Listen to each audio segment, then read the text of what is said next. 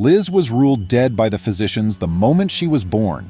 As her mother went to the morgue a few hours later, she saw something unreal as she held the small girl's hand. Welcome to USA Stories channel. Do not forget to subscribe and activate the bell button to receive all new updates. Now let's go to the story. When Analia and Fabian found out they were expecting their fifth child, a girl, they were ecstatic. They made the decision to call it quits and concentrate more on parenting their children going forward. There had been no difficulties from the start of the pregnancy, and Analia prayed that this would continue. Regretfully, things quickly went south. She went into labor 3 months ahead of schedule and was hurried into the operating room for an urgent C-section. Analia couldn't stop worrying before to receiving anesthesia. Though she prayed hers wouldn't end up that way, she had heard of a few preterm kids who died at delivery, but nature had other ideas about her. There were no indications of life in the infant when the physicians delivered her. They quickly pronounced the infant to be stillborn and took her to the morgue. However, they made a costly error. They never paused to consider if it was appropriate to allow the couple to meet the deceased girl. They would all regret their rash decision in a few hours. The doctor informed the little girl's parents of the terrible news after the body had been transported to the morgue. The reality was so horrible that they started crying uncontrollably. If Analia had had even a minute or two more with the kid before she died, it would have meant the world to her. Sadly, the young girl departed without saying hello or goodbye. Her parents' greatest regret was this. It took 12 hours for any attempts to see the girl to be successful. By then, it would be time for Analia and Fabian to go to the morgue and spend their last moments with their deceased child. The pair, doing their hardest to hold back their emotions, were supported by someone as they made their way to the morgue hand in hand. Even though they had never truly met, they only intended to express their gratitude to the girl and utter some kind words. They were also going to swear to keep her in their prayers at all times. They had assumed that their reunion would be quick, straightforward, and tear-free. Analia grabbed her sister's phone before they headed to the morgue so she could snap a photo of the infant for the burial and save it as a keepsake. When they arrived, Fabian went to the coffin while Analia set up the camera. He took a deep breath and then pried off the lid to reveal something they would never have guessed was within the coffin. Analia reasoned that if it was a prank, it was too costly, and that whomever or whatever was pulling it off ought to stop. However, with a second glance, she noticed the same thing. The tiny child was breathing and had even opened her eyes, so she wasn't fooled by her own eyes.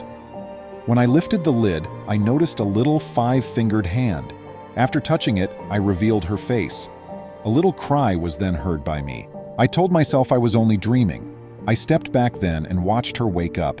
She seemed to be saying, "Mommy, you've come for me," said Analia. Not to be outdone, Fabian continued murmuring to himself, "It's my imagination. It's my imagination." However, it wasn't. Yes, their girl was still alive, but how exactly had she lived for 12 hours without any medical support? Her parents wondered. But they were still in too much of a fog to ask questions or even feel angry. All they wanted to say was thank you, God, for returning their daughter. They'd had to count their losses not too long ago, but now they got this daughter back, a second opportunity to love and adore. Fabian sprung into action, snatching the girl from her sobbing mother and sprinting to the hospital. He cried out for help to rescue his child at the top of his lungs as soon as he arrived at the newborn unit. The young child was freezing there in his arms, and he thought he was holding an ice bottle.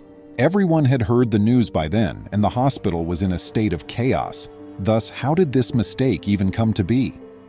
A group of medical professionals had earlier declared the girl dead. How could none of them, not even one, have noticed some life in her? Even worse, why didn't her parents approve of her hasty trip to the morgue? The doctors were unable to provide adequate answers to the numerous queries. The couple claimed that the birth procedure lacked professionalism. The girl was sent to the morgue as soon as she was delivered. Analia received her daughter's death certificate 20 minutes later. Whether the baby was dead or alive, she ought to have been holding it in her arms, not some strange piece of paper. All the fury she'd suppressed returned suddenly. Why wasn't she allowed to spend some time with her child before being taken away? "My kid was in a casket at 11:05 after she was delivered at 10 o'clock. She froze at the morgue for 12 hours. I observed the ice covering her body," she narrated.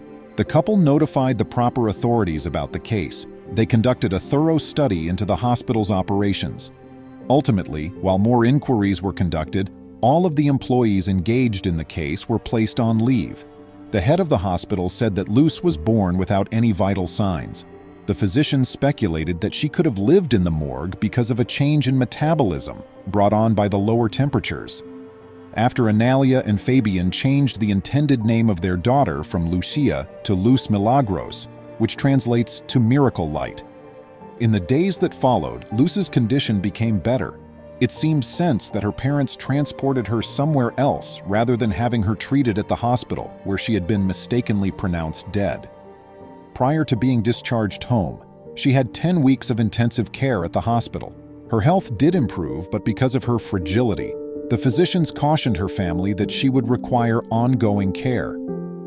Everything proceeded smoothly for the following 8 months. Though everyone would have liked for things to stay that way, they didn't. Luz became seriously unwell 2 months after becoming 1 year old. Analia hurried to the hospital while clutching her infant, just like the first time. The girl was still alive back then, but now it appeared like she was prepared to say goodbye. Like was the only difference. As soon as Luz got to the hospital, she suffered a heart arrest. Sadly, she died since the physicians were unable to rescue her. She passed away from shock brought on by disseminated intravascular coagulation and multiple organ failure, according to the hospital's Secretary of Health. She experienced developmental issues and was diagnosed with, before she passed away, microcephaly. In an attempt to gather money, Anneli and Fabian planned to take their daughter to China for stem cell therapy. Doctors, however, never approved of the trip due of Luz's precarious condition. Sadly, this choice proved to be fatal for her. It's tragic that the girl's parents lost her twice. In spite of how hard she battled, daughter parents are happy that they got to spend a year with daughter, despite the sad loss. She was a joyful girl now, a survivor who had overcome all difficulties, in their memory. If she had passed away the first time, they would not have been able to say any of this. But today, if they were given a book to write a biography on, I'm sure there wouldn't be any blank pages. Both her parents and siblings would have lovely things to say about Luz. What aspect of little Luz's tale most inspires you? Please remember to subscribe to our channel, give us a thumbs up, and turn on the notification bell so you won't miss any of our videos. If you enjoyed the tale, the next video that plays on your screen will probably move you too.